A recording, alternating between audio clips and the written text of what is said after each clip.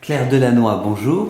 Bonjour. Un grand merci d'avoir accepté l'invitation de la Fringale culturelle. C'est un grand plaisir de vous rencontrer. C'est notre toute première fois. Absolument. Et pourtant, vous avez déjà publié de nombreux livres, dont un qui avait eu le prix Goncourt du premier roman. Donc c'était donc votre premier roman. De là, il y a eu d'autres livres. Et aujourd'hui, votre actualité, c'est un nouveau roman aux éditions Albin Michel qui s'appelle Méfiez-vous des femmes exceptionnelles, et qui est proposé en pleine rentrée littéraire. Est-ce que vous avez une petite appréhension par rapport au fait que ce livre est proposé on en a toujours public? une appréhension en tant qu'écrivain, Ouais. même si je connais le jeu dans la mesure où je suis éditrice et que j'ai participé, en tous les cas, j'ai suivi et accompagné de nombreux auteurs. Mais là, c'est vous cette fois-ci. Ah bah oui, c'est différent, mais c'est une première expérience, surtout chez Albin, donc c'est merveilleux les premières fois. Comment est né ce roman? Alors ce roman, je voulais parler de l'amitié sur le long terme, l'amitié entre femmes sur le long terme, et sur plusieurs décennies, parce que c'est tout à fait différent, effectivement, de parler d'une amitié, etc. Et je pense que l'amitié dans nos sociétés, par rapport aux liens amoureux ou aux liens familiaux, est aussi importante. Dans nos sociétés un peu désorientées, qui ont perdu les repères d'antan, c'est très important l'amitié.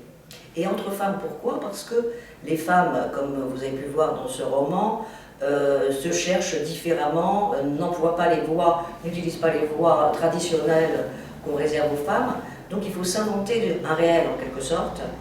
Et il n'y a pas de modèle. Il n'y a pas de modèle pour les femmes pour s'inventer un réel. Une artiste comme celle dont je parle n'a pas de modèle en tant que femme. Voilà. Bon, elle a un agent, ok, mais elle n'a pas de modèle pour continuer sa vie, d'ailleurs, en dehors de cet agent, qui la suit.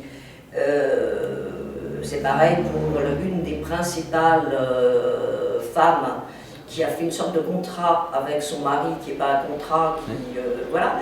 Et donc, toutes ces femmes qui n'ont pas de modèle, elles ont besoin de voir dans l'œil, dans le regard, dans la connivence avec l'autre, de s'inventer ce modèle.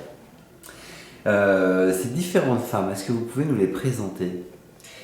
Oui, je ne sais pas si je peux vous les présenter, mais c'est vrai qu'elles-mêmes, elles sont à peu près 5, comme les 5 doigts de la main, comme la main de Fatima, qui est à la fois dans la tradition, disons, culturelle arabo-musulmane, mais aussi juive, mais aussi beaucoup plus que ça.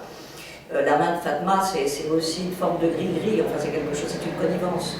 Donc elles sont comme les 5 doigts de la main, ce qui ne veut pas dire qu'elles se voient forcément très souvent, mais ce lien de fidélité est très important. Il y a Diane. Donc il y a Diane, le personnage principal, qui vient de perdre son... C'est quand même le fil, ouais. C'est le fil conducteur, oui, puisqu'elle vient de perdre son mari et que, à la suite de ça, elle va revoir toutes ses amies pour essayer de régler, disons, un contentieux, comme on peut en régler entre amis d'ailleurs.